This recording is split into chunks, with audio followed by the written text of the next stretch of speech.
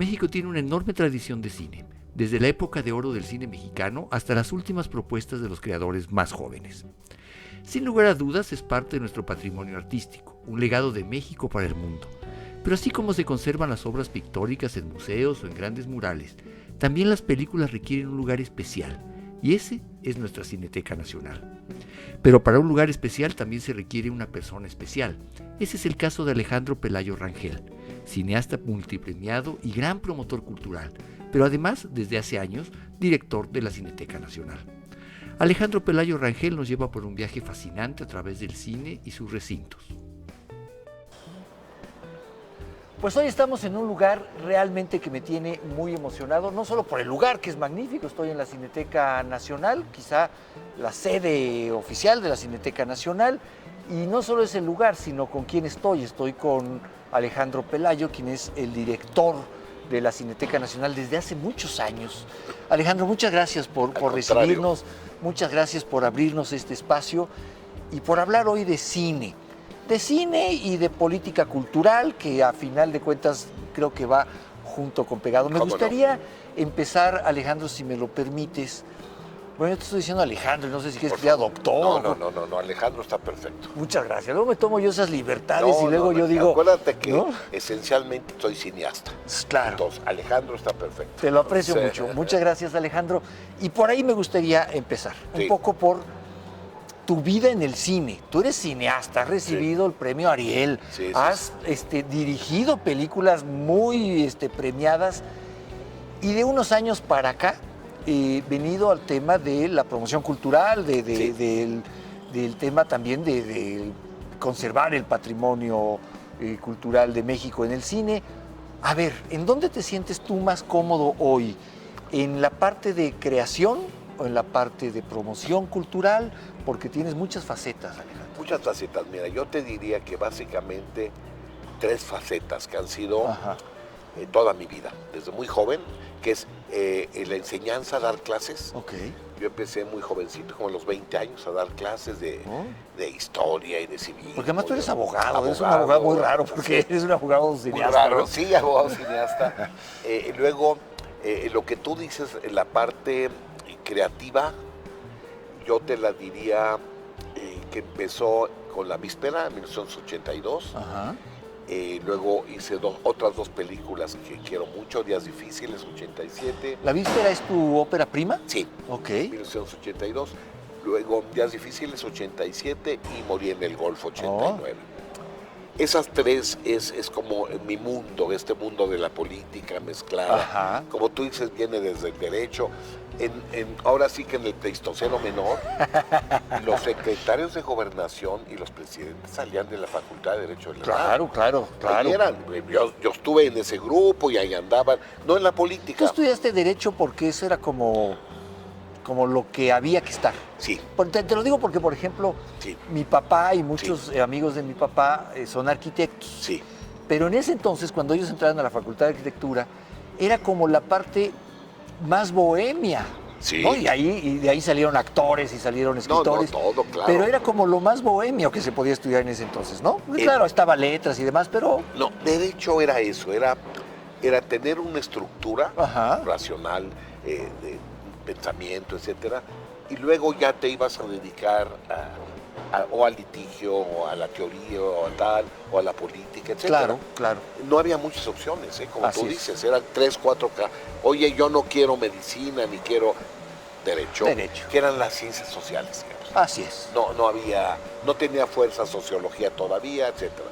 Pero entonces te cuento, derecho me ha servido mucho, no solamente para entrar, yo entré al lado del cine por el lado de la producción, de los contratos. Okay. Todo es en la vida, como tú sabes, casualidad. Sí, cómo la vida nos va llevando, ¿no? Fíjate que Uno piensa que se va a dedicar a una cosa y termina, la vida lo lleva a otra. Yo había acabado Derecho, no me gustaba la práctica.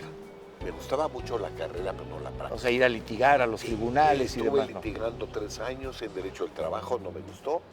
Y surgió, como daba clases, la posibilidad de hacer una maestría en Administración becado por el ITAM en el TEC de Monterrey. Mira qué bien. Para regresar como maestro.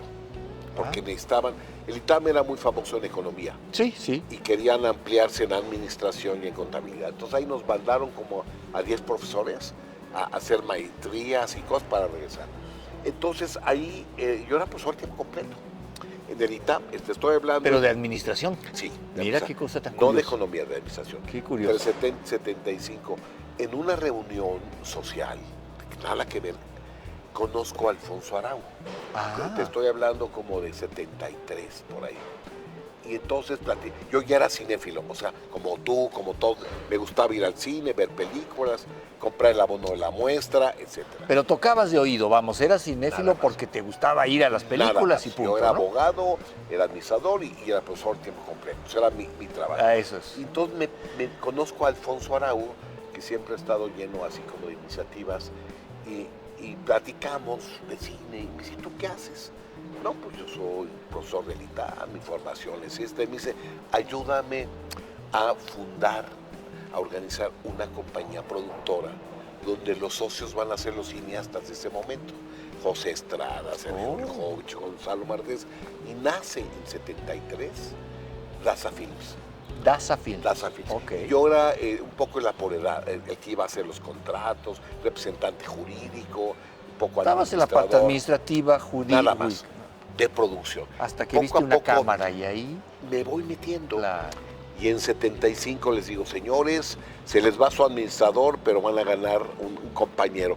Y ya me fui a estudiar cine, ya la parte de contenidos, ¿no? Ok. Estuve en Londres 2 años. ¿Fue difícil, Alejandro? ¿Entrar? No, porque uno estudia Derecho. Sí. Ok, dices, no me gusta litigar, pero pues ya me metía también esta parte de administración, me mandaron a especializarme, doy clases, en fin, tienes una vida profesional construida. Sí, sí. Y un día pararse y decir, voy a cerrar todo eso y me voy a dedicar a esto, Sí. en lo que no te has dedicado. Y yo me imagino que tus familiares, tus papás, tus hermanos, no sé, tu entorno te había dicho, espérate, Alejandro, no te vayas Sí. de la cabeza, vámonos con calma, Fíjate ¿no? que es una pregunta muy inteligente. Te voy a decir, no me fue difícil, te voy a decir por qué. Yo te diría que desde los 50, 60, si tú tenías una licenciatura X, ibas a encontrar trabajo. Tenías una garantía. Sí. Eso es importante. Segundo, la parte académica me fue muy bien. Regresé, fui profesor, me nombran jefe del departamento de administración, soy director de la carrera de administración. Ah, vaya. Y te estoy hablando ya de los 30 años, 29, 30 años. Yo hice la maestría a los 25 de administración, regreso, soy profesor. La gran ventaja, primero, era yo soltero. Bueno, Segundo, era otro México. No es de, oye, si ya tienes esto, agárrate. No, mira, lo peor que puede pasar es que regreses. esto no funcione, que regreses.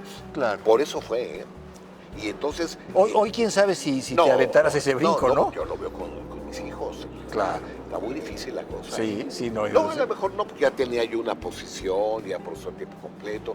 Amigos míos que se han jubilado ahí del ITAM. Pero pues, ahora, siempre hay esa parte. Mi papá era actor, Luis Manuel Pelayo. Ok, claro. Entonces siempre viene algo ahí genético que traes. Sí. Pero yo traté de ser organizado. Tú tienes razón, mi papá que era actor, dijo, oye Alejandro, si ya estás ahí, ¿qué vas a hacer? Papá, pues yo quiero. No, pero, ¿sabes cuál fue la gran ventaja?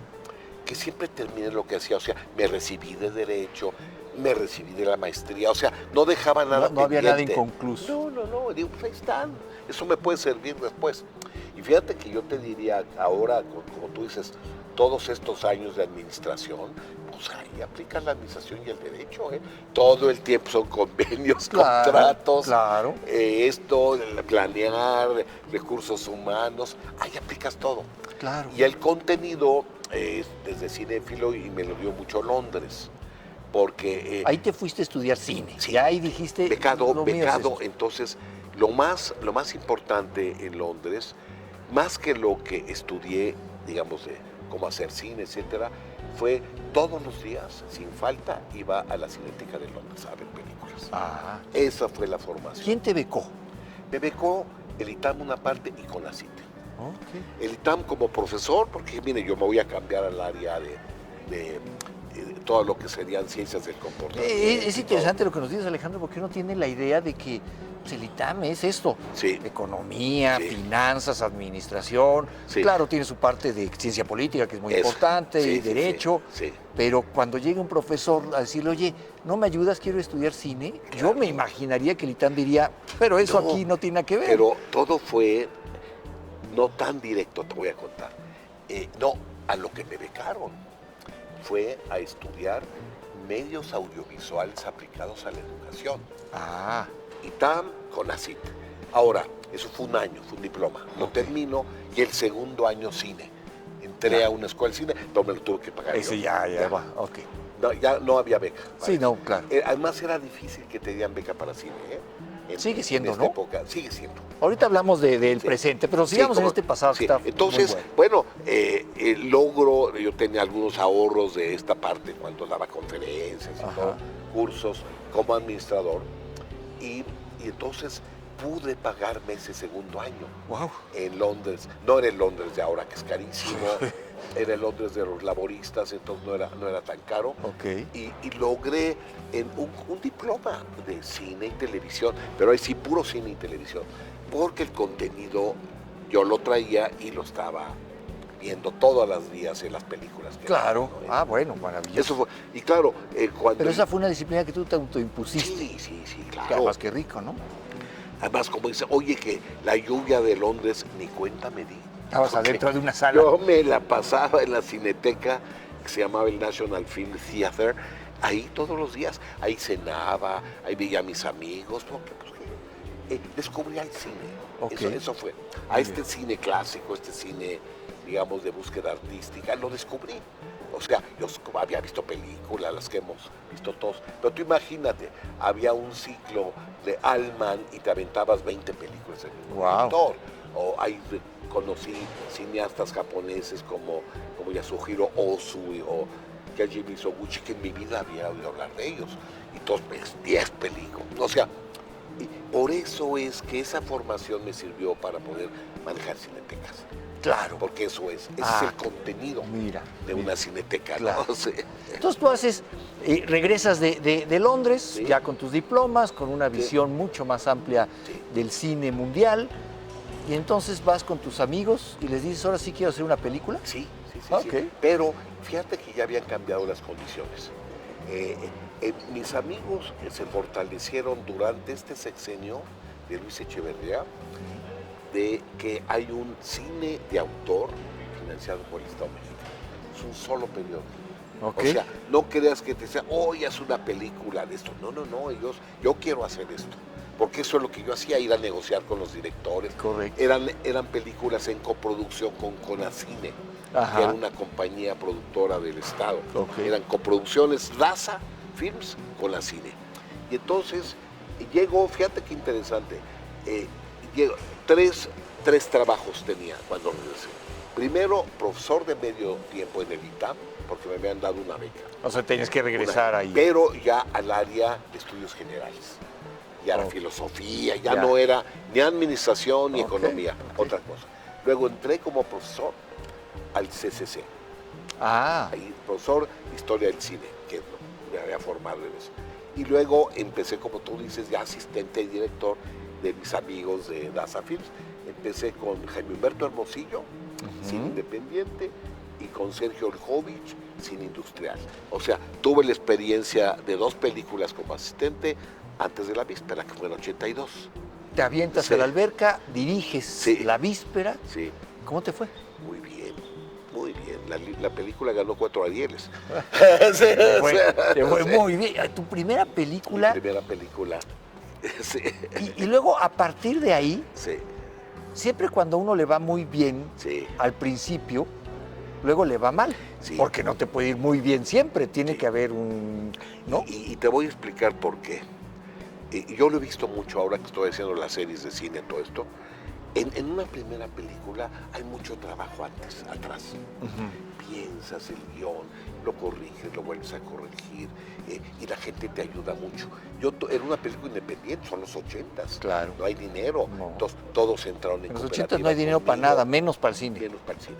Entraron en cooperativa conmigo, los actores, los primeros actores, María Rojo, Ernesto Gómez Cruz, porque les gustó el guión. No, órale, te apoyamos, va. Entonces, esa primera película la piensas mucho.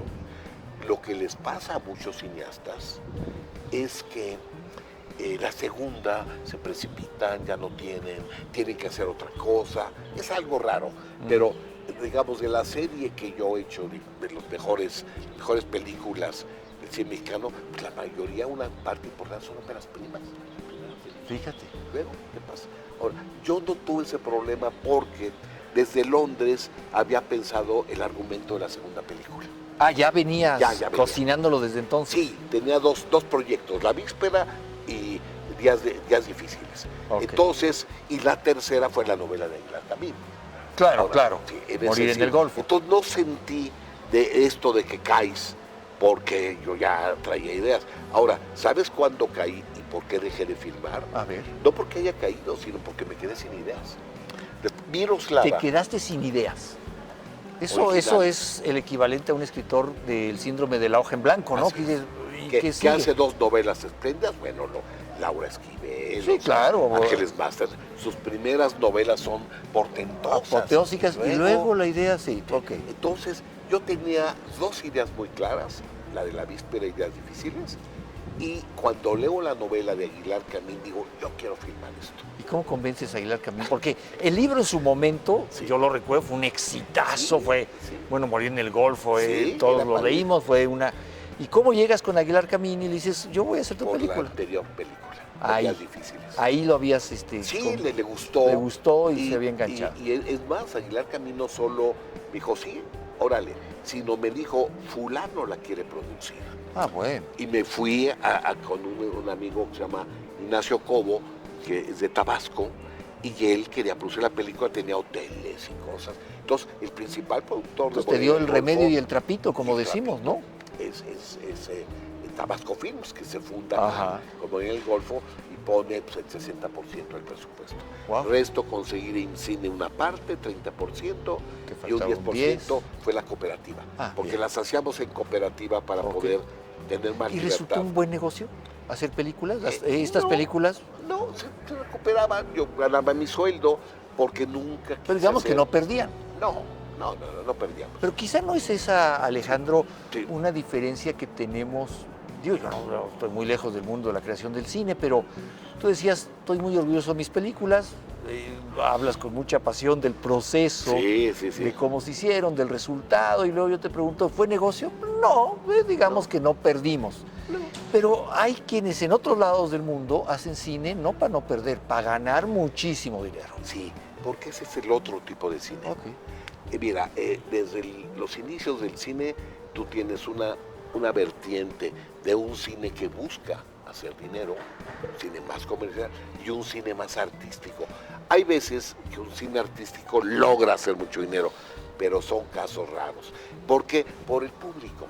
O sea, por ejemplo, lo vemos aquí. Sí. Aquí traemos las películas más de búsqueda artística. Y claro, de repente tienes Pinocho de Memo del Toro, Claro. y aquí la vieron 50,000 personas solo en esta cineteca. Pero otras películas no jalan a un público masivo. Es algo que tiene que ver con la cultura, con la educación, Con la mercadotecnia. con el mercado, Sí, claro. marketing. Claro. Pero, es decir, esto te lo digo así con mucha honestidad. Yo nunca pensé en el cine como para hacer dinero. Dije, bueno, pues si puedo irla librando. Tan es así que yo aguanté solo 10 años de cine independiente, y luego ya tuve hijos, que no, pues ya. Hay que ponerse serio. En serio. Ahora, la cuarta película, Miroslava, esa es de encargo. Esa no es un proyecto que yo haya generado. Lo que se llama un cine de encargo de un amigo mío muy, muy querido, muy estimado, Ignacio Durán, que era el director del IMCINE. Ok. Cuando, o sea, A ver, cuéntanos, ¿cómo es una película de encargo? de encargo es cuando te llama Te dice, productor, o en este caso el director del IMCINE, dice, oye Alejandro, compré el libro de Guadalupe Loaiza, Primero las Damas, Ajá. y queremos hacer 3 cortos de media hora, Pati Chula, la tía Lula, y yo quiero que si quieres hagas tú Miroslava. Y era un cuento Ok. de 30 cuartillas, y eran 3 cortos. ¿En qué momento creció y se volvió largometraje? No me acuerdo. Entra Cobró Leñero, vida cobró propia. vida propia. Mira, Y entonces es de encargo porque no es un proyecto que yo haya Sí. generado. a ti te Ni buscado buscaron el financiamiento. como director. Sí, para hacer eso concreto. Y cuando eso es, Alejandro, entonces las condiciones cambian. Entonces tú llegas y dices, oye, sí, pero yo por dirigir esta película te voy a cobrar 10 pesos. Ah, sí, ¿No? Ahí ya- claro. ahí ya es distinto. No, es más, tú ves los créditos.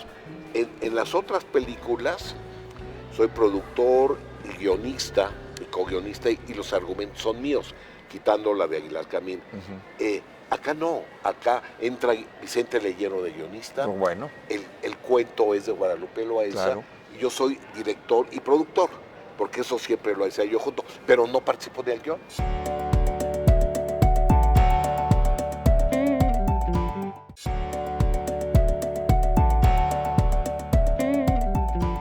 Dije, no, pues ahí, la historia original no es mía, y Leñero es un espléndido guionista. muy bueno. Pues que le haga la adaptación. Yo trabajaba con él muy cerca. Claro, claro. Pero sí, eso es. Entonces sí, me pagan mi sueldo como director, y sí, ahí no pierdo. Ahora, no tengo que ver con cómo le va la película, sino. Claro. Sí. Sí. Entonces, Que le fue bien, ¿no? Supongo. Sí, le fue bien. muy bien. Le fue bien. Y fíjate que hubo un acierto, que la necesidad nos hizo llegar al acierto. Lo más difícil en Miroslava era encontrar a la actriz. Porque primero no tenía rasgos mexicanos, Claro. latinos, ¿no? Es una rubia, que después se teñía el pelo para ser de ojos claros, muy guapa, muy europea, muy eslava. Claro, muy eslavo. Y pues nomás no encontrábamos. Hice un casting donde Cristian Baje, la otra señora que se murió, ¿cómo se llama? Edith. Edith González. Sí, o sea, todavía me acuerdo muy bien de varias de ellas. No daban. No daba, hasta que Guadalupe Loaesa dice, oye Alejandro, ¿no has pensado en Ariel Dombal? Me dice, sí, ella la conocía porque había estado casada con un francés, Guadalupe. Me dice, ella puede ser. Ah, pues órale. Y entonces yo la conocía por películas de jovencita, había hecho películas con Robert, La rodilla de Clara y algunas otras cosas. Dije, bueno, puede ser.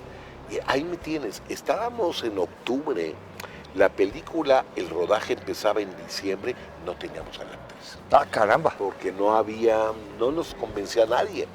Pues ahí voy a París a buscar a Ariel Dombal. Le gusta el guión porque había vivido en México, hablaba español. Es que esa es otra, sí, que Había hablar un tenido, español suficiente. ella estuvo en México desde chiquita hasta la prepa. Y ella te la sugiere Guadalupe. Mira, Guadalupe Loaesa. Sí, dice, es que Ariel te puede dar este tipo de belleza europea, que ahora tenía Miroslava Stern, ¿no? Y órale, que le gusta el guión.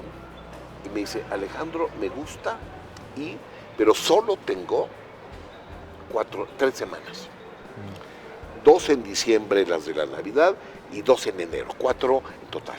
Si tú me logras hacer lo que necesitas de mí en semanas, va. Estamos hechos. Y así le hice, man. Todo el plan de rodaje, todo lo de ella fue en orden, porque además tenía una Miroslava más joven y una niña Miroslava, entonces fue padrísimo. Ahora, como no podíamos pagarle lo que gana Ariel Dombal, hubo una condición espléndida, entró como coproductora. Ah. Digamos, de su sueldo X, 50% se lo cubrimos, 50% Y lo participaba invirtió. de las ganancias. Claro, eso fue lo que lo permitió. porque se vende en Europa la película. Oh. Entra en el Canal Arte, por Ariel Dombal, porque va a ser un hombre conocido, y eso hace que se recupere mucho más rápido que otras películas. Pero así, ahora sí que son las casualidades. Es que la vida es así, la vida es... Si ha sido, nuestra queridísima Edith González o Cristian Bach, pues no se hubiera dado sido ese éxito otra por allá, dimensión, ¿no? claro. A ver, pero entonces llega un momento en que tú dices, bueno, ya esto de hacer cine pues, está muy entretenido, está muy padre, pero hay que ir haciendo otras cosas, ¿no? Sí. Y entonces empieza otra parte de tu vida que es la promoción del cine. Sí. Tú te haces cargo del Instituto Mexicano del Cine, entiendo. Sí, pero primero de la Cineteca. Primero de la Cineteca, luego dejas Mira, la Cineteca y yo entras había en sido cine. promotor del cine desde mis primeros trabajos, O sea, cuando yo, no te comenté, aparte de ser profesor del CCC, me nombran jefe de programación de la primera cineteca, la que se quema. La de Churubusco, donde está ahora el jefe de centro. programación. Ah, ¿sí? Sí, llegando. Porque Estamos hablando de los 80s eso. Sí, exactamente, 79-80. Ajá. Yo regresé de Londres en 77, principios 78, entro a la clase al CCC, una clase de historia del cine, y a la Cineteca como jefe de programación. ¿Qué es un jefe de programación a la Cineteca? ¿Es el que elige qué películas se van a proyectar? Es el que elige qué películas. Hace los ciclos de cine y ese le da un orden a la proyección. Ahora, aquí hay un director de programación, Nelson Carro. Allá era un jefe porque eran 2 salas. Tampoco era tan difícil, ¿verdad? Okay. Y entonces empiezo a programar. Y en ese momento viene un problema con el que era mi jefe directo, que era el director de cinematografía, Fernando Macotela. Hay un problema que es objeto de una injusticia y yo renuncio. En solidaridad con tu jefe. Eso es en 80. Estoy 79 y 80, nada más. Y me voy a Bellas Artes, al Instituto Nacional de Bellas Artes, a el departamento de cine. De cine. Y ahí empiezo a mandar películas a todas partes. Entonces, la promoción empecé desde ahí. No, entonces esa y luego ya viene la víspera y dejo todo aquello. Y ya cuando yo me quedo, fíjate que esto es muy interesante. Yo no sigo filmando porque me quedo sin un proyecto que me interesara. Ajá. Miroslava le fue muy bien, pero no era mi proyecto. Claro. Y luego ya, hoy es que hagas Olin, quién sabe qué, y que ahora. Entonces ya te quieren encasillar, en las películas de divas. No. Y entonces intento 2 o 3 proyectos que nunca cuajan, no queda el guión como yo quiero. Y viene otra cosa que para mí es muy importante, que había hecho después de La Víspera, que es la serie Los que hicieron nuestro cine. Es una serie de televisión que ahorita ya van cerca de 200 programas a lo largo de 3 décadas. Wow. Entonces, ¿qué es la historia del cine mexicano? Esa la hago... ¿Esa haces para Canal 22? No, esa es la segunda. La hago para la UTEC. Ok. Entre 83 y 85. Ok. Nacho Durán, mi amigo. Sí. Antes de ser director en cine, lógicamente, se va director de la UTEC y empezamos los cineastas desempleados a hacer series de televisión cultural. Jorge Prior, Rafa Montero, todos ahí andábamos. Entonces hago 62 capítulos de la historia del cine mexicano, entrevistando. Todavía me tocó Alejandro Galindo, me tocó Lidio Fernández, me tocó Roberto Gabaldón. O sea, tuve la suerte en 80s de pescar todavía algunos de los personajes más importantes de la época de oro, digamos, Aguirre, Marga López. Y entonces eso lo hago antes de Días Difíciles, entre 83 y 85. Y yo seguí trabajando. Cuando hago Miroslava, intento varios proyectos que no resultan. No cuajan. No cuajan porque yo no estaba a gusto. O sea, tú los leías y decías, esto no termina de gustar. No, porque lo trabajamos el guión, no acababa de cuajar. Entonces hago para el 22, se funda el Canal 22. Ajá. Debe ser ya como 93 sí. por ahí. Y entonces hago la segunda serie, continuando. La primera se quedó en 76. Y luego digo, pues arranco de 80 para acá. Y eso es lo del 22. Okay. Empiezo a hacer la nueva serie. Y es padrísimo porque sigue... Es otra década y tengo todos los de los 90s, Alfonso Cuarón, Memo del Toro con Cronos. Y entonces, después de eso sí, ya viene lo de la primera Cineteca, director. A ver, jefe de programación allá. Jefe de programación en una cineteca, bueno, en la vieja cineteca. Y luego pasa todo esto y eres director de la Cineteca Nacional. ¿Cuándo pasa a Cultura? Cuando pasa, antes estaba en la CEP. Estaba en Gobernación. En Gobernación. Era parte de la dirección de cinematografía. Claro. Después esa dirección con Margarita López Portillo se volvió RTC, Radio, Televisión y Cinematografía. Ahí fue cuando se quemó. Ahí es cuando se quemó la Cineteca, 82. Te leí una declaración que alguna vez hiciste de que, bueno, también tenía su lado positivo que se hubiera quemado la Cineteca, ¿no? Porque hicimos esta gran Porque no, si no seguiríamos siendo una bodeguita de películas allá. Entonces, bueno, todo seguiríamos, tiene... a lo mejor sí, a lo mejor seguiríamos siendo las dos salas A lo que había mejor, allá, ¿no? En el mejor. la Fernando de Fuentes y el Salón Rojo. Bueno, entonces en 84 se compra esto, que fue la que tú conociste. Esto era la Plaza de los Compositores. Y había 4 salas, que son las salas de aquel lado.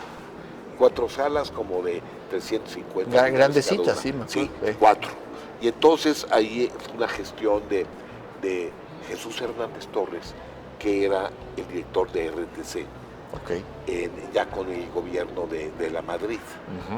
Y entonces pues, no había cineteca, y que hay que hacer una cineteca, y entonces él encuentra esto y convence a los compositores que ya querían venderlo, porque no era, su negocio no era el cine, claro. y se los compra el Estado mexicano. Y entonces son 4 salas, pero siguen siendo de gobernación, RTC, Radio y Televisión Cinematográfica. Sí. Y pasan, pues digo, esto fue en 84. Que además hay que decirlo, Alejandro, porque durante muchos años, radio y televisión, cinematografía de la Secretaría de Gobernación, hacía muchas cosas, supongo, pero una de ellas era la censura. Sin duda. ¿No? O sea, también hay que apuntar que eran los encargados de ver que los contenidos estuvieran... Elegantemente le llamaban la supervisión. Elegantemente, la censura. Entonces son 12 años, se compra esto, que sigue 14 años. Yo me gustaría hacer aquí un paréntesis, si me permites, Alejandro, porque me gustaría que nos platicaras rápidamente qué es una cineteca.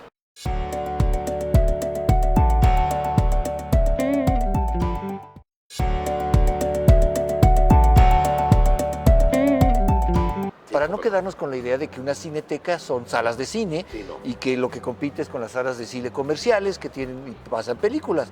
Esto no es solo un complejo de cine. Para nuestro querido auditorio, yo creo que son 3 grandes líneas. La primera y la más importante es el acervo cinematográfico. Preservar el acervo. Preservar el acervo. Y no solamente es guardar en una bodega, sino que esa bodega tenga temperatura, control de humedad, manejo con cuidado, quitarle cuando las películas, airarlas, todo esto, y eso es esencial. En este momento tenemos aquí pues ya cerca de 25,000 títulos, en 35, en 16, en video, etc. Luego, dentro de esto los acervos, esta cineteca, ya en su última etapa, restaura películas. También restaura. O sea, por ejemplo, Sombra del Caudillo, que era una película fundamental que desapareció el negativo. Las lenguas de doble filo dicen que destruyeron los soldados el negativo. Puede ser, no sabemos, nunca apareció. Entonces, tú partes de una copia y otra que anda por allá, y como Frankenstein, juntas todo pedacitos y sacas una versión restaurada. Y tenemos la Sombra del Caudillo restaurada. Entonces, la más apegada a la original. La más, sí, como la original, la que estaba en las copias. Eso lo hace también la Cineteca. Esa es la parte de preservación. No solamente es guardar, sino restaurar. Hemos a la fecha pues, restaurado total o parcialmente unas 100 películas fundamentales del cine mexicano en una década. O sea, hacía. Entonces, primera línea. Segunda línea, la línea de la exhibición.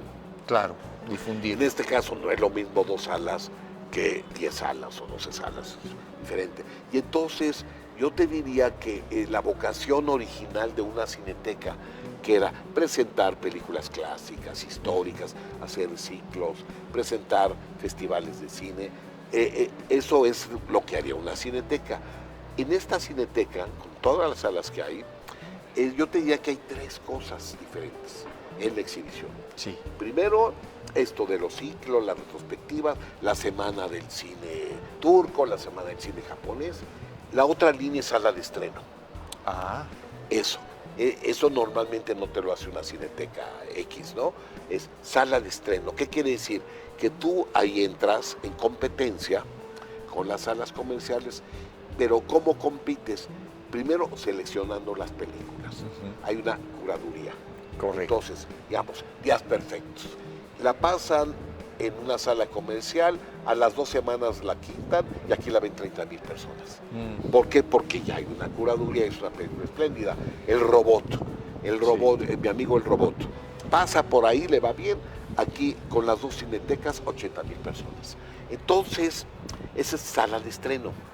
Y la otra tercera que nos ha funcionado muy bien, que le hemos dado mucha importancia a partir de los 50 años que cumple la Cineteca, es Cineclub.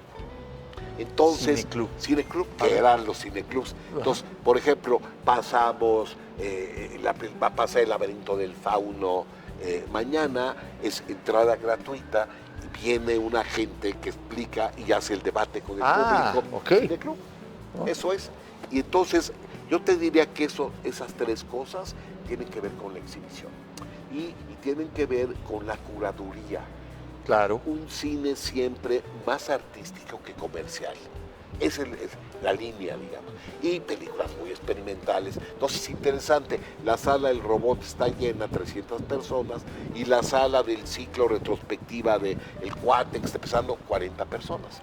En la misma cineteca, ¿no? Buenísimo. Y la otra línea que nos ha funcionado muy bien es la difusión y la creación de público. O sea, entonces damos cursos de historia del cine, de autores. Yo puedo venir aquí a aprender de cine. Claro, y son cursos no caros, a muy buen precio, y normalmente se dan, ¿qué te digo? Ahorita unos 40 cursos al año. Muy bien. Sí, de todo, ¿no? Ahorita va a empezar uno sobre cine japonés de la época X, Brennan, que conoces, dio uno sobre Kubrick, que con mucho éxito, José Antonio Valdés, ¿verdad? Está dando uno sobre Billy Wilder, todo a la vez. Algunos en línea, otros presenciales. Y fíjate que eso que empezó chiquito, al año son 1,000 gentes que toman cursos con nosotros. 1,000 gentes que toman cursos. En 40 cursos, a promedio de 25 por cada uno, 30. Muy bien. Esa es la otra línea, publicaciones, investigación. Ahora, a ver, Alejandro, tú pasemos a la otra parte, porque tú eres un promotor del cine, bueno, eres un creador del cine, eso ya nos lo platicaste, nos platicas también que pues, además eres un promotor del cine, de la difusión del cine, de la cultura en general, pero eso necesariamente tiene que ver con la política. Sí, claro. Por lo menos con la política cultural. Sí, claro. Tú eres director de la Cineteca. Creo que eres de un espécimen muy raro, perdón que te lo diga así, claro. Alejandro.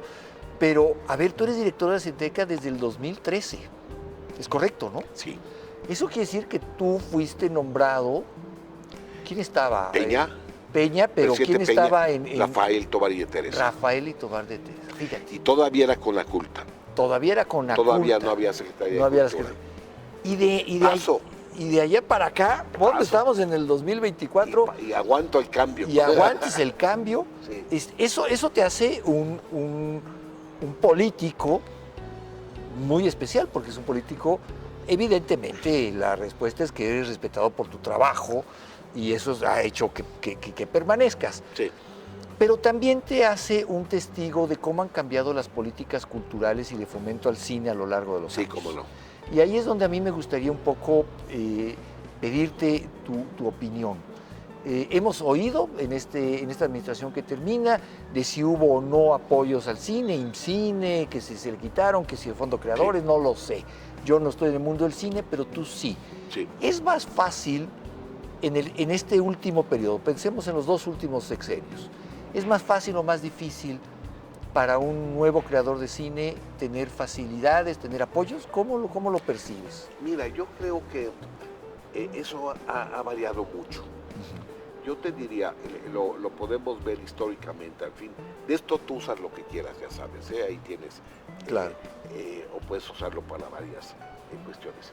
Mira, yo te diría que de 70 para atrás, hasta los 60, el cine básicamente era un negocio privado, de empresarios privados. No había ningún tipo de apoyo. Entonces, por ejemplo, tú dices Mauricio Wallerstein o hijo de Gregorio Wallerstein.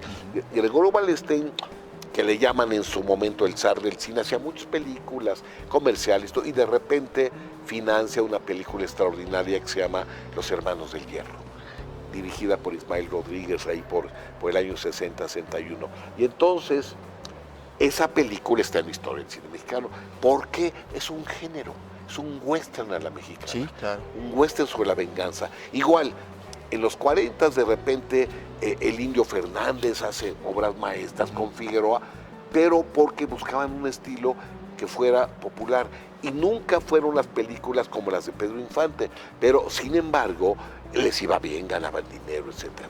A partir de 70, con Echeverría, empieza el apoyo del Estado al cine. El apoyo en época de oro era a través del Banco Cinematográfico.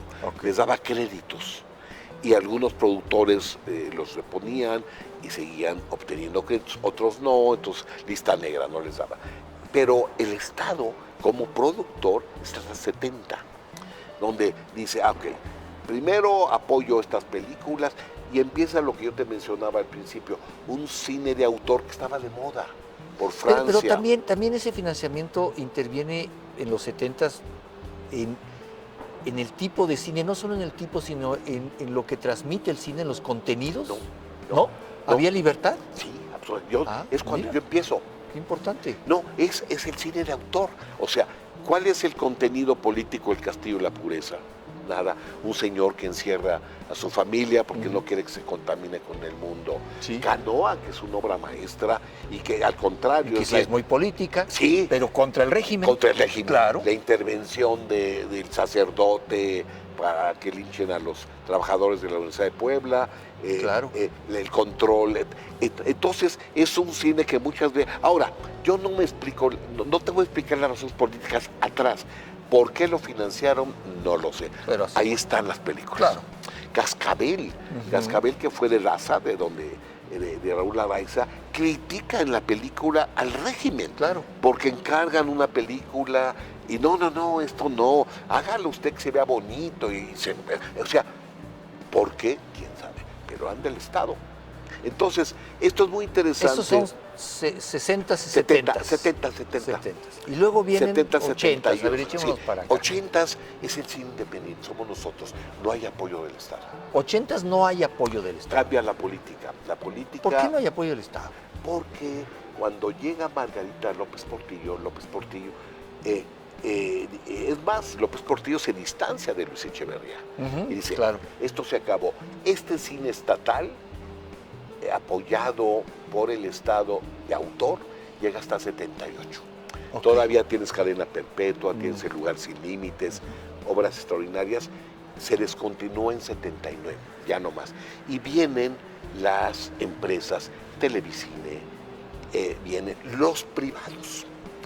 Porque decían, y yo creo que parte de un postulado político, Alianza para la Producción. Okay. Entonces ya, dejamos de financiar a estos cuates, puras películas X, mejor traemos a los que saben hacer un cine que deje dinero. Sí. El Chispirito, sí, claro. Y el payasito Cepillín, todo eso. O sea, fíjate qué interesante. Conacine y el cine estatal en 77 es el que financia más películas, más de 40 películas. En 79 financian 5. Se cae. ¿Y cuál es la productora que más hace cine? Televicine. A ver, Alejandro, se nos empieza a agotar el tiempo. Yo estoy fascinado platicando contigo. Hacemos después Debemos otra ronda. hacer otra ronda. Pero para terminar esta ronda, porque ya se nos empieza a terminar, contesta mi pregunta. Sí. Porque sí, y la ibas contestando, pero tengo que obligarte a dar un salto hasta acá. Sí. ¿Qué tan difícil es hacer cine ahora? ¿Cómo está? Mira, yo te voy a ser muy honesto. No te conté, pero yo estuve 12 años de agregado cultural en Los Ángeles. Okay. Entonces, yo no viví esto de los fondos. O sea, cuando yo estuve en cine, precisamente tú lo dijiste, fue en el año 2000. Y me fui del país en el 2001 y regresé hasta el 13. Okay. Entonces, en aquella época, cuando fui director de cine un año, cerrando el sexenio del presidente Zedillo, Rafa Tobar todavía en Conaculta, teníamos un fondo que se llamaba Foprocine. Okay. Y entonces ese fondo sí lo manejé y más o menos nos alcanzaba para apoyar unas 15 películas al año. de estas más sociales, más personales. Aproximadamente, salvo algún par de películas más caras como la de Felipe Casals, de aquella época que hizo sobre Santa Ana y todo esto, lo que nosotros les aportamos a cada película como $500,000 de aquella época, del 2000. Entonces se hace Perfume de Violetas, De la Calle, películas muy interesantes dentro de esta línea. Ahora, yo me voy 10 años. En esos años que yo no estoy, se funda el Eficine, se funda el Fidecine. Entonces, estos desaparecen y se crea un fondo nuevo, el Focine. Pero yo todavía no tengo, de veras, no tengo muy claro cómo opera, porque aunque estamos en el mismo sector, yo estoy en el sector de este lado de Cineteca. Claro, sí, no. Entonces, no te podría decir. Ahora, veremos los resultados. Hay películas, por ejemplo, Valentina, de esta gran directora Ángeles Cruz, dice, con el apoyo de Focine. Sí. Entonces, realmente lo que sé es que hay un amparo y que un grupo de cineastas se ampararon para que no desaparezca el Fidecine. Sí. El Eficine sigue funcionando, que es el que una empresa te aporta para el estímulo fiscal, y entonces, bueno, funciona, muchas películas tienen Eficine, y entonces es interesante, pero yo no lo tengo tan claro como lo otro, ¿no? Porque el otro lo viví. Pero el otro fue... Era parte ahí de todo esto, ¿no? Alejandro, nos tenemos que despedir. Qué lástima. Espero que nos despidamos con una promesa de seguir esto más adelante. Quieras. Yo lo he disfrutado muchísimo.